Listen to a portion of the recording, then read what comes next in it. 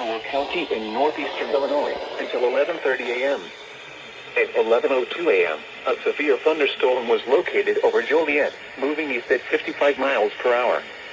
Hazard, 60 miles per hour wind gusts. Source, radar indicated. Impact, expects damage to roofs, siding, and trees.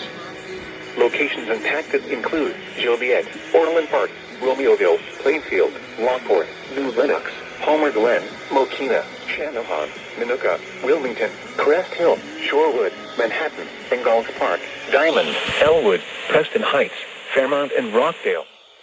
Including the following interstates. Interstate 55 between mile markers 236 and 261. Interstate 80 between mile markers 123 and 142.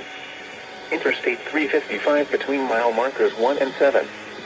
This includes University of St. Francis, Channahon State Park, Chicagoland Speedway, Route 66 Raceway, Joliet Junior College, Joliet Slammers Baseball, and Lewis University. For your protection, move to an interior room on the lowest floor of a building.